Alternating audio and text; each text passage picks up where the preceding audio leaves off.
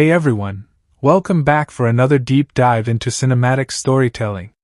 Today, we're breaking down a pulse-pounding zombie thriller that's all about survival, loss, and a desperate journey through a world gone to hell.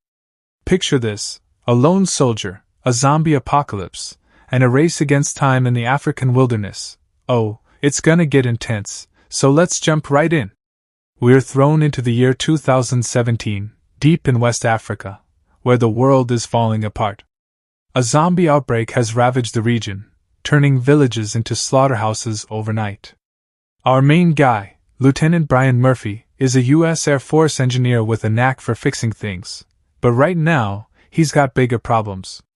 He's the only survivor of a final evacuation plane that crashes somewhere off the coast, leaving him stranded in a nightmare. The night before, a zombie horde tore through the area, leaving nothing but carnage. Brian's a determined guy, but he's far from home, and you can feel his desperation as he scavenges supplies from the wreckage, some food, a few tools, anything to keep him going. He sets out on foot through the dusty, desolate landscape, the kind of place where every shadow feels like it's watching you. Brian's not alone for long, though. After finding a beat-up truck in a nearby village and fixing it up, he hits the road, only for the truck to get stuck in a pothole. Because of course it does. Zombies start closing in, their groans echoing like a death knell, and Brian's about to become lunch.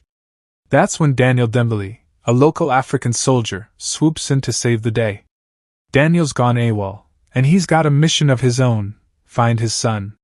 His wife was killed by zombies the night before, and a military unit heading north to a base rescued his kid. Daniel's a father on the edge, carrying the weight of his loss, but he's tough as nails. He pulls Brian out of the fire, and the two strike a deal. Daniel will guide Brian to the nearest airport, a full day's drive away, if Brian gives him the truck to keep searching for his son. It's a shaky alliance, but in a world this brutal, you take what you can get. They make it to the airport, but it's a ghost town. Brian climbs into the air traffic tower, trying to radio for help, but there's nothing, just static. Daniel grabs some fuel for the truck, and with no rescue coming, they decide to stick together and head for the northern military base. Brian's hoping for a plane he can fix to get back to the US, while Daniel's praying his son is still alive. They stop for the night at a village that's been turned into a survival colony, guarded by local soldiers. It feels like a brief moment of safety, a chance to breathe, but you know that's not gonna last in a zombie movie. The next morning, they hit the road again, driving through the sprawling African plains, when disaster strikes. Their truck slams into a tree, snapping the axle clean in half. Now they're on foot, exposed, with nothing but the endless horizon and the threat of what's lurking in it. That night, they camp by a fire, trying to catch some rest, but the zombies aren't giving them a break. A horde attacks out of nowhere, and it's pure chaos, teeth snapping, gunfire ringing out. Daniel takes a nasty bite, leaving him bleeding and barely hanging on, but they manage to fight their way out, hearts pounding. As they keep moving, Daniel's condition gets worse, and in a quiet, gut-wrenching moment, he pulls out a necklace he'd meant to give his son, a small token of the life he's fighting for. You can feel the weight of that moment. Two strangers, bound by survival, sharing a flicker of humanity. Not long after, Daniel succumbs to his wounds, leaving Brian alone with the necklace and a promise to keep going. Brian's journey to the northern base is a grueling gauntlet. Rough terrain, scorching heat, and the constant threat of zombies. When he finally staggers into the base, it's been turned into a survival colony, a last bastion of hope. He gets to work fixing an old radio, broadcasting his name into the void, and finally gets a response. It's Frank Greaves, a U.S. military officer in Henderson, Nevada, but the news is a punch to the gut. The zombie plague has spread to the U.S., and the country's falling apart fast. Brian asks about his family, clinging to hope, but Frank's words are brutal. They're gone. Before Brian can even process that, zombies overrun the U.S. base, and the radio cuts out with screams in the background.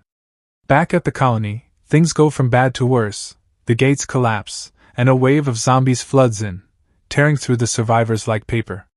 It's a bloodbath, bodies everywhere, and Brian's right in the middle of it. In the chaos, a young boy approaches him, Daniel's son, recognizing the necklace in Brian's hand. The two lock eyes, a flicker of connection in the madness, and turn to face the horde closing in. The screen cuts to black, leaving their fate a chilling mystery. And that's the movie, a raw, edge-of-your-seat zombie thriller that doesn't pull any punches. What makes this one so gripping is the unlikely bond between Brian and Daniel, two men fighting for something bigger than themselves in a world that's already lost. The African setting adds such a visceral layer, with its harsh beauty and constant sense of danger, and the action, like that firelit zombie attack, keeps your heart racing. But it's the emotional beats that hit hardest: Daniel's necklace, Brian's devastating family news, and that final moment of unity with Daniel's son. The theme of hope in the face of despair runs deep, making you wonder if survival is even possible when the whole world's falling apart.